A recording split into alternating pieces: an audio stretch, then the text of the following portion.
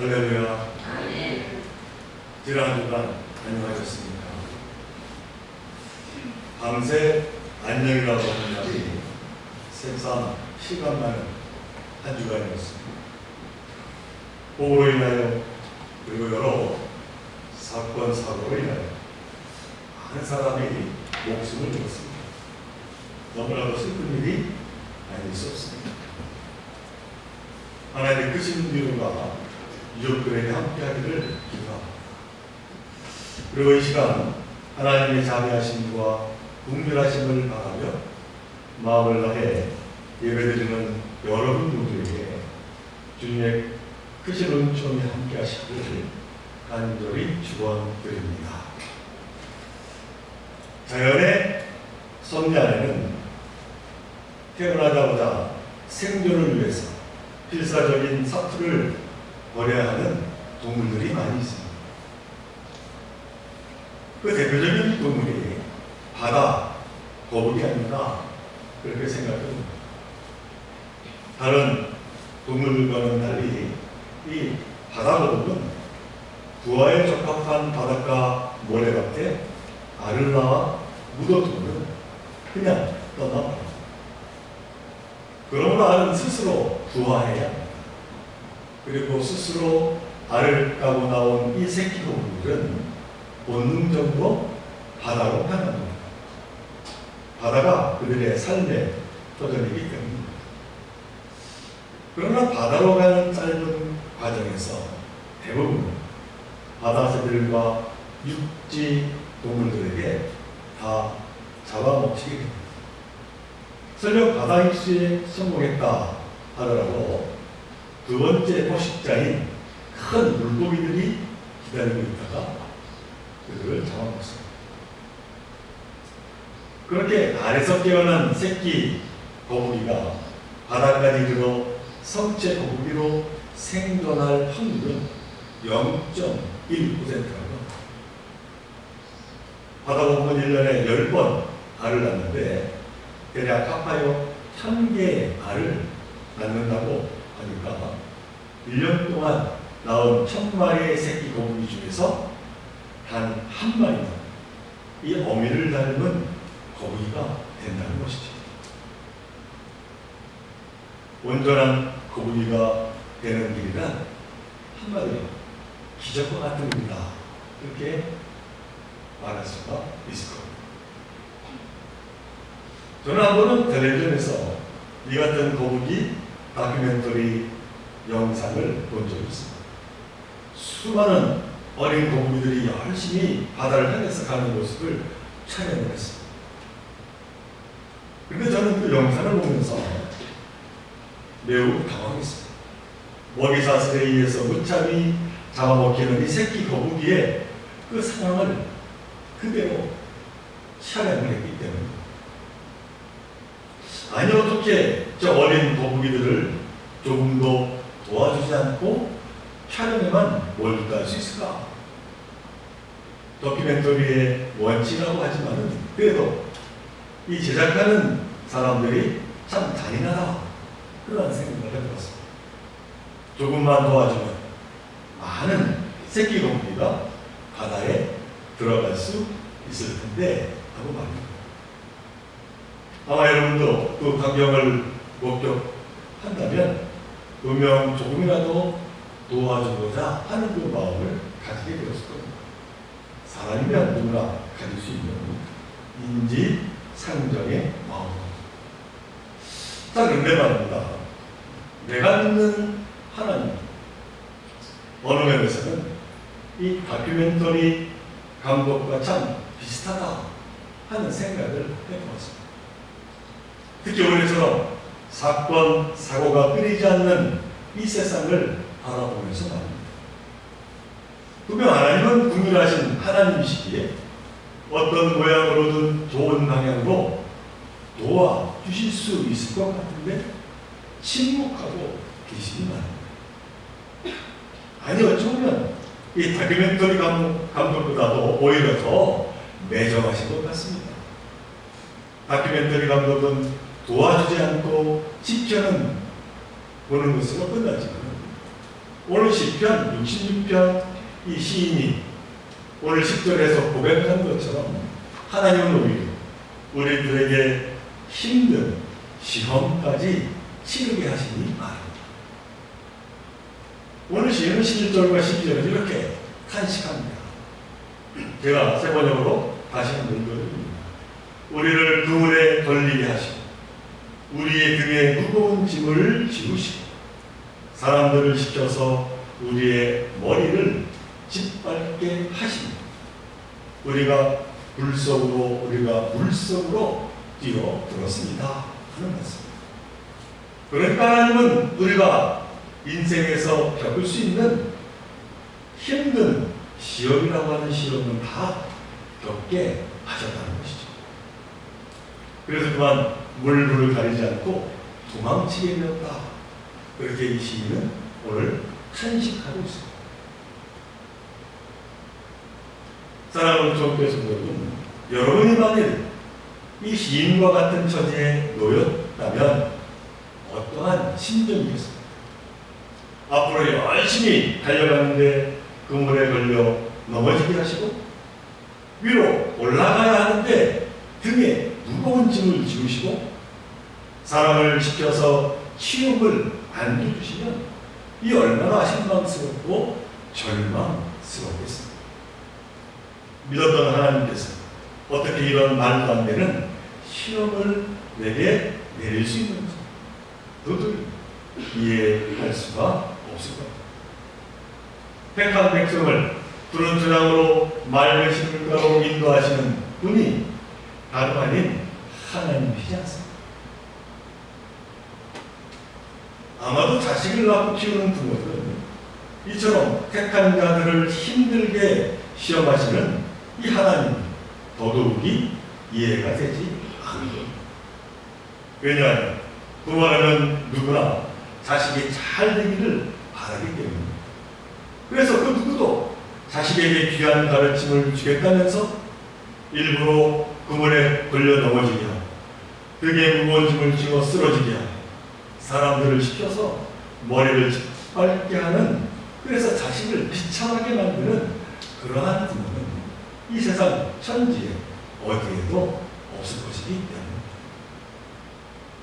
예수님도 산상수훈에서 분명하게 말씀하셨습니다. 마태복음 7장 9절로부터 10절의 말씀, 너희 중에 누가 아들이 떡을 달라 하는데 돌을 주고 생선을 달라 하는데 뱀을 줄 사람이 있겠느냐? 너희가 악한 자라도 좋은 것으로 자식에게 줄 알거든 하물며 하늘에 계신 너희 아버지께서 구하는 자에게 좋은 것으로 주시지 않겠느냐? 이렇게 말씀하셨습니다. 이 말씀대로 그래서 하나님이 우리의 참된 아버지라면 우리가 시험에 들기 전에 지혜와 명철을 주셔서 시험에서 벗어나게 하십니다. 아니면 능히 이길 수 있도록 힘과 능력이 되어주시는 것이 맞지 않겠는가? 라고 하는 것이죠. 그러나 우리의 기대와는 다르게 우리가 물과 불 속으로 도망칠 만큼 힘든 시험을 주신다. 우리는 이를 어떻게 받아들여야 하겠습니까? 우리 사랑하는 성교석 여러분, 그래도 계속해서 인내하며 하나님을 믿고 신앙을 지키며 사는 것이 맞는 일일까요? 아니면 하나님을 향한 그 믿음을 포기하고 하나님을 잊어야 할까요? 이 같은 갈등은 너무나도 당연한 일이 아니겠습니다. 견디기 힘든 시험 앞에서 그 누가 자유로울 수가 있겠습니까? 시험은 시험일 뿐이고 신앙은 신앙이라고 담대하게 말하기는 정말로 쉽지 않습니다. 그래서 힘든 시험 앞에서 믿음을 버리고 하나님을 떠난 신앙인들이 사실 우리 주위에는 너무나도 많이 있습니다. 나를 사랑하는 하나님 나에게 어떻게 이러한 견디기 힘든 시험을 줄 수가 있겠냐는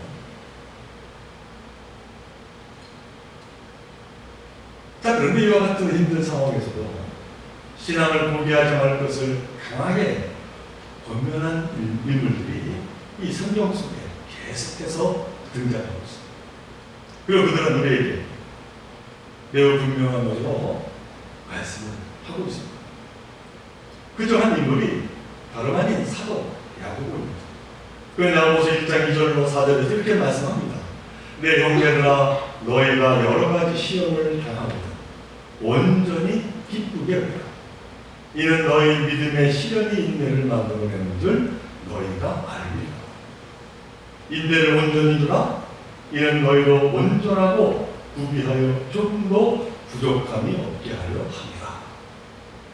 그러니까 하나님이 내리신 그 힘든 시험은 나를 넘어뜨리고 죽음에 이르게 하려는 것이 아니라 능히 세상을 이길 수 있는 참으로 성숙한 사람이 되게 하는 하나님의 선한 목적이 있다. 그렇게 야고보는 그렇게 이야기하고 있는 것이죠. 사도 바울이 로마서 5장 3절로 4절에서 이렇게 권면합니다. 다만 이뿐 아니라 우리가 환난 중에도 즐거워하는 이는 환난은 인내를, 인내는 연단을, 연단은 소망을 이루는 줄 압니다. 또 지난주 제가 말씀 가운데 인용한 성경 구절입니다만 사도 바울은 또 로마서 8장 28절에서 고난 중에 있는 이 성도들 향해 이렇게 권면을 했습니다. 우리가 알거니와 하나님을 사랑하는 자 곧 그의 뜻대로 부르심을 입은 자들에게는 모든 것이 합력하여 선을 이루는다 하는 말씀. 그러니까 우리가 어떤 고통과 시련을 만나고 견디기 힘든 시험을 만날지라도 하나님께서는 결국 우리를 선한 길로 소망의 길로 인도하신다. 그렇게 사도 바울이 말씀하고 있습니다. 자, 그렇다면 여기에서 우리는 생각을 한번 바꾸어서 이렇게 질문을 던져볼 수가 있습니다. 내가 과연 사도 야고보처럼 사도 바울처럼 고백하며 나에게 닥쳐온 시험을 능히 이길 수 있을까? 라고 말합니다. 평범한 내가 너무나도 고통스러운 시련 앞에서 비범한 야고보나 바울과 같은 강렬한 삶을 살 수 있을까? 라고 묻는 것이죠. 나는 바람이 불면 툭 뻗어버리는 촛불과 같은 너무나도 힘없고 약한 존재인데 말입니다. 사실 우리가 그렇지 않습니다. 자, 그래서 오늘 본문 10편 66편에 나오는 이 이름 모를 시인은 우리에게 너무나도 중요한 진실 하나를 고백하고 있음을 보게 됩니다. 그것은 무엇인가? 하나님은 우리에게 힘든 시험을 주시지만 동시에 우리가 겪고 있는 그 시험의 답도 가지고 계시는 분이시다 하는 거예요. 이는 다시 말하면 하나님이 우리를 시험하신다는 이 시편 시인의 표현은 실은 내 인생의 모든 시련과 고통에 대한 그 답을 가지고 계시는 분은 오직 하나님 한 분뿐이라고 하는 그 믿음의 고백이라는 것이죠. 좀 더 구체적으로 설명하자면 우리는 이 세상에 살면서 예외 없이 시련과 아픔을 겪으며 살아가게 되고 있습니다. 한평생 아무런 시련 없이 살아가는 사람은 한 명도 사실 없다는 것이죠. 그러다 보니 세상은 온통 고통이 넘치는 바다, 곧 고해하고 피어나고 있지 않습니까? 바로 그 같은 고통의 세상에서 내가 겪고 있는 시련과 고통, 그 모든 아픔과 슬픔을 나의 경험, 나의 판단으로 해석하고 이해하는 것이 아니라 하나님 안에서 해석하고 그 답을 하나님에게서 찾아야 한다는 겁니다. 왜냐? 어떠한 시험이든 거기에는 분명 하나님의 선하신 뜻이 담겨있기 때문에 그 시인은 확신을 했다는 것이죠. 그래서 시인은 오늘 본문 9절에서 자신을 힘들게 시험하는 하나님을 향해서 이렇게 이해하고 고백합니다. 그는 우리 영혼을 살려두시고 우리의 실족함을 허락하지 아니하시는 주시로다. 이건 무슨 말씀입니까? 하나님은 우리를 실족시키기 위해 시험하시는 분이 결코 아니라는 것입니다. 그러니까 우리를 구문에 걸리게 하고 우리 등에 무거운 짐을 지우고 사람을 시켜 우리 머리를 짓밟게 하시는 그 모든 시험은 하나님이 우리를 넘어뜨리고 사망에 이르게 하고자 함이 절대 아니라는 것이죠. 그러면서 그 시인은 그 같은 시험을 다음과 같이 이해하고 해석합니다. 오늘 본문 10절 구원구의 말씀입니다. 우리를 단련하시기를 은을 단련함 같이 하셨습니다. 또한 12절의 구원구의 말씀, 우리를 끌어내사 풍부한 곳에 들이셨나이다.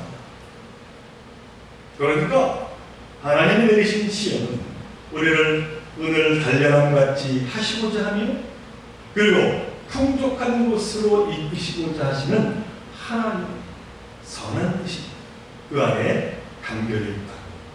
그 시인은 고백을 하고 있는 겁니다.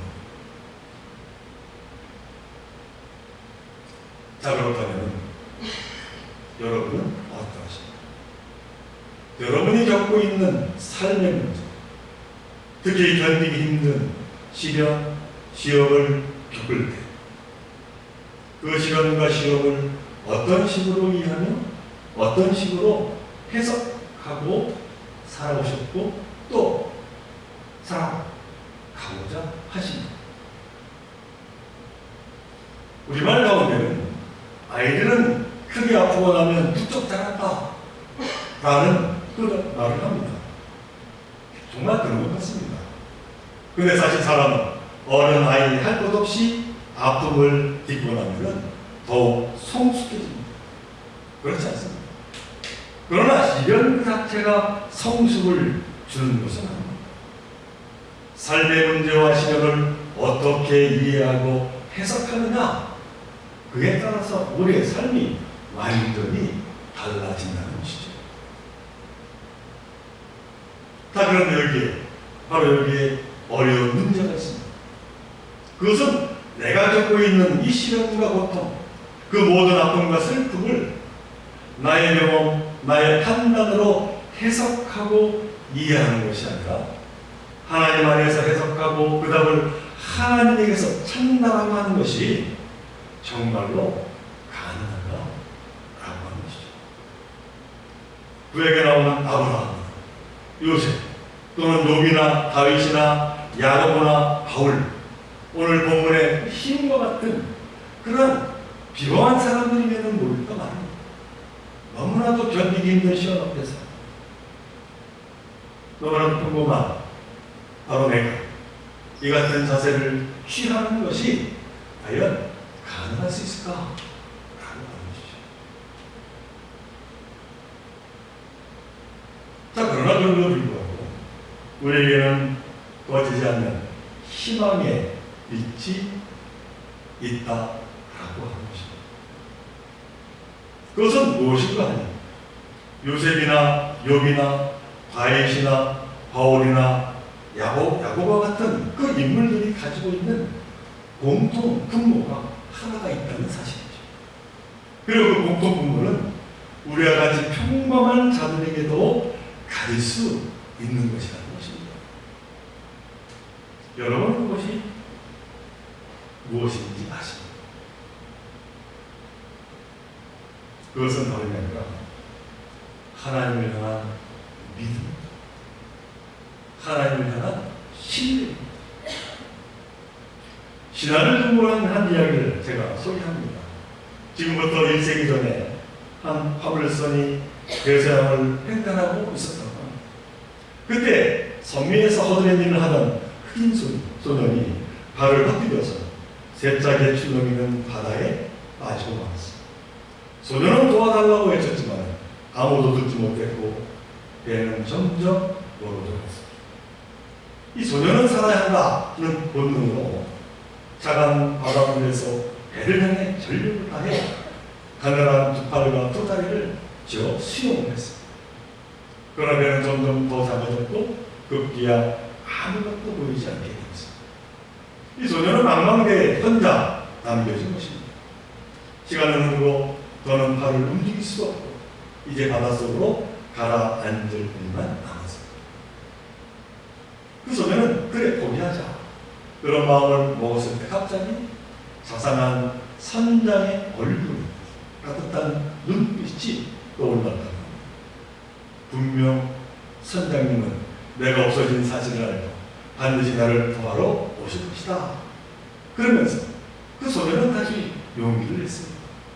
마지막이라고 생각했던 바로 그 순간에 소녀는 다시 희망의 끈을 놓지 않고 필사적으로 손과 팔을 저었습니다. 그 시각 선장은 흑인 소년이 배 안에 안 보이자 바다에 빠졌음을 알아차리고 배를 돌리라 그렇게 명령을 했습니다. 그때 누군가가 말했습니다. 시간이 너무 흘러서 벌써 물속에 가라앉았을 겁니다. 그러자 그 말에 잠시 앙설했지만은 이 선장은 소년을 찾아보기로 마음먹었습니다. 그러자 또 다른 선원이 반대하며 말했습니다. 허드렛일이나 하는 흑인 꼬마를 위해서 그럴 가치가 있을까요? 그러자 선장이 그걸 말이라고 하나 하며 고함을 치고 배를 돌려 나아갔습니다. 그리고 감사하게 바다에 가라앉기 직전에 그 소년을 발견하여 목숨을 살리게 되었습니다. 이 소년은 가판에 누운 채 생명의 은인인 선장에게 눈시를 붉히며 감사의 인사를 했습니다. 그러나 선장이 물었습니다. 어떻게 바다에서 그토록 오랫동안 견딜 수 있었느냐? 라고 말해요. 그러자 그 흑인 소년은 이렇게 대답을 했습니다. 선장님이 반드시 저를 구하러 오실 것이라 믿었습니다.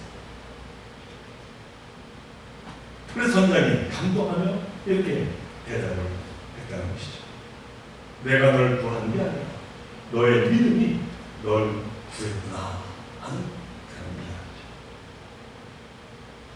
선장 후에 이 흑인 소년에게 신학 공부를 시켰는데 그는 다름이 아니라 19세기에 너무나도 유명한 설교가 칼슨 피어슨 목사님이 바로 그 흑인 소년이었다라고 하는 시간입니다. 사랑하는 총교 성도 여러분, 우리 중 그 누구도 시련과 고난을 피해갈 수 없습니다. 그러기에 우리는 나에게 찾아오는 이 시련과 고난을 어떻게 이해하고 해석해야 할지 그것이 너무나도 중요한 문제가 아닐 수 없다는 것이죠. 그 이해와 해석에 따라서 완전히 다른 삶을 살아가게 되기 때문입니다. 오늘 시인은 우리에게 매우 소중한 말씀을 전합니다. 내가 겪고 있는 시련과 고통, 그 모든 아픔과 슬픔을 나의 판단으로 해석하고 이해하는 것이 아니라 하나님 안에서 해석하고 그 답을 하나님에게서 찾으라고 말합니다. 그리고 하나님은 나를 선한 길, 생명의 길로 이끄시는 분이심을 의심치 말라고 그 믿음을 세우라고 말하고 있는 것이죠. 그래서 오늘 시인은 구절에서 확신에 차서 이렇게 외쳤습니다. 하나님은 우리의 생명을 붙들어 주셔서 우리의 실족함을 허락하지 아니하시는 주시로다. 이 믿음의 고백이 저와 여러분의 믿음의 고백이 되기를 주님의 이름으로 간절히 축원을 드립니다. 우리 함께 기도드립니다. 사랑의 하나님, 오늘 시편 66편의 그 시인의 그 믿음의 고백을 저희들의 믿음의 고백에 되게 해 주시기를 간절히 바라고 원합니다. 저희들 너무나도 부족하고 연약하지만 그러나 하나님을 향한 그 믿음을 저희들 잃지 않게 하시고 하나님 우리를 생명의 길, 선한 길로 축복된 길로 이끌어 주시는 분이심을 굳세게 믿고 지금의 모든 어려움을 능히 헤쳐나가는 그러한 믿음의 결단을 저희들 갖고 살아가게 하여 주옵소서. 그와 같은 삶을 서로 격려하며 그 가운데 하나님께 나아가는 저희들 모두가 되게 하여 주옵소서. 이 모든 것 간절히 바라볼 때마다 우리 주 예수 그리스도 이름으로 감사 기도드리옵나이다.